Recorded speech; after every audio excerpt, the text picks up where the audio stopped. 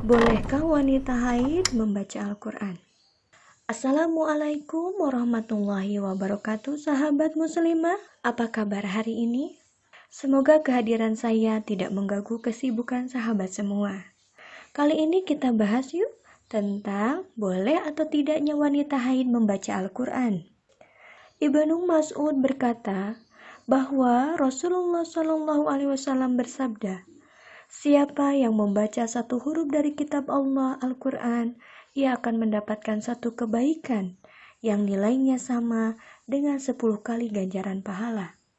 Aku tidak mengatakan alif lam mim itu satu huruf, tetapi alif satu huruf, lam satu huruf, dan mim satu huruf.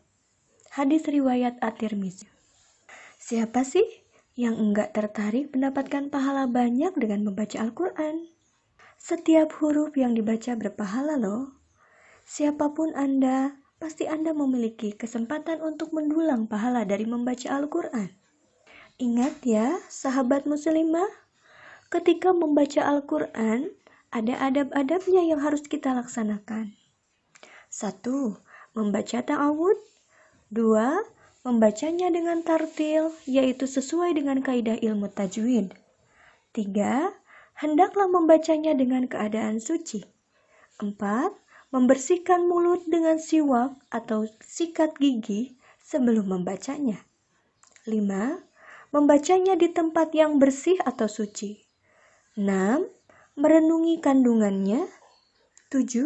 Memohon rahmat Allah ketika sampai pada ayat-ayat yang menjelaskan tentang rahmatnya, dan memohon perlindungannya ketika sampai pada ayat-ayat yang menjelaskan tentang azabnya.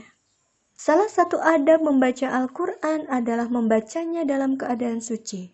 Apakah yang dimaksudkan adalah suci dari hadas kecil, suci dari hadas besar, atau suci dari haid?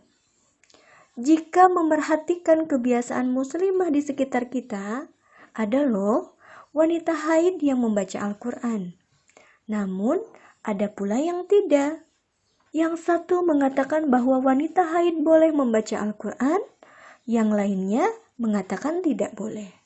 Dan ada pula yang mengatakan boleh membaca, tapi tidak boleh menyentuhnya. Duh, kok jadi bingung ya?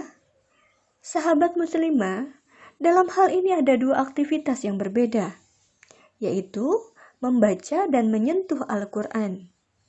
Para ulama berbeda pendapat dalam hal ini. 1. Wanita haid tidak diperkenankan menyentuh Al-Quran.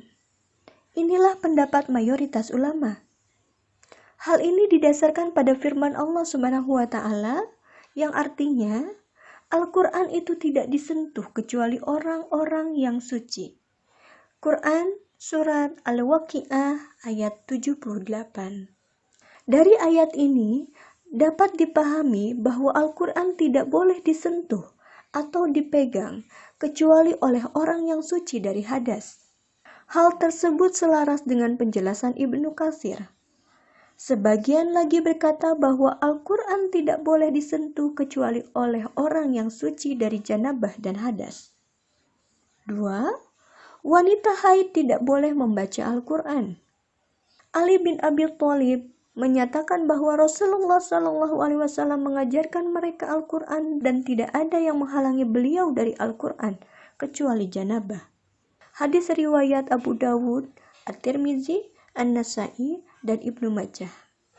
Laki-laki yang ada dalam keadaan janabah atau junub memang berbeda dengan wanita haid. Namun, untuk perkara membaca Al-Quran, para ulama mengkiaskannya dengan wanita haid karena keduanya sama-sama berhadas besar. 3. Wanita haid diperbolehkan membaca Al-Quran selama tidak menyentuh Al-Quran.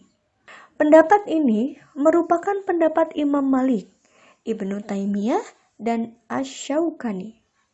Pendapat mereka disandarkan pada perkara berikut ini. A. Hukum asal membaca Al-Quran adalah boleh, selama tidak ada dalil yang melarang wanita haid membaca Al-Quran.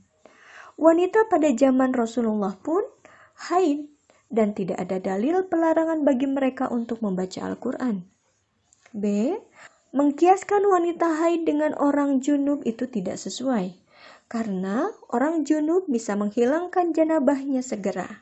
Sementara wanita haid harus menunggu hingga masa haidnya berakhir.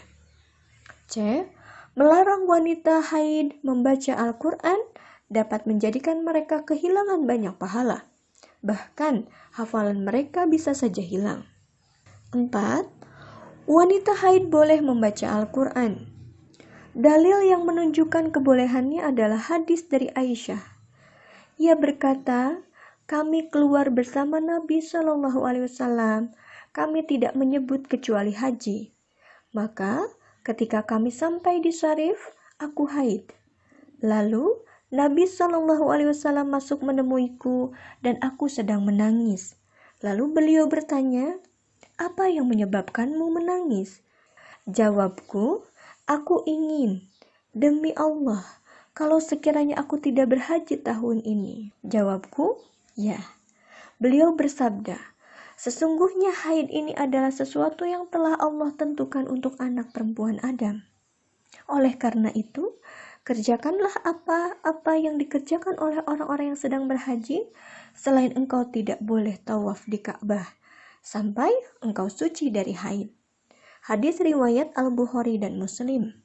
Diperbolehkannya wanita haid membaca Al-Quran karena tidak ada dalil sahih yang melarangnya.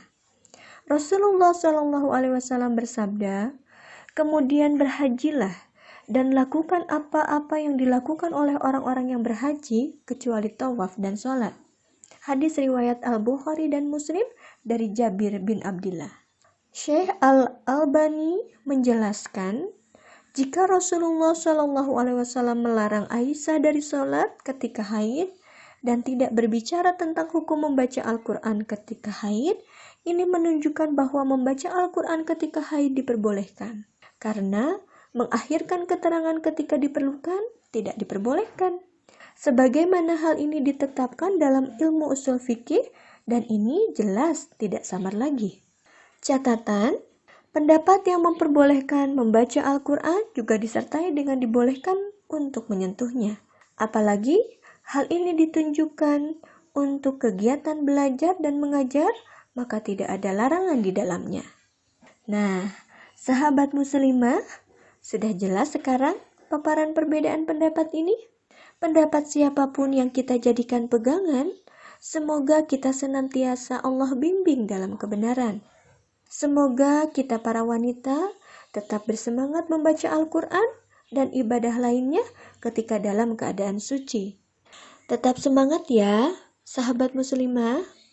Ingat, jangan sampai ketika haid tidak membaca Al-Quran karena memegang pendapat tidak boleh. Ketika beres masa haidnya pun tetap juga tidak membaca Al-Quran. Pastinya itu bukan kita ya. Wassalamualaikum warahmatullahi wabarakatuh.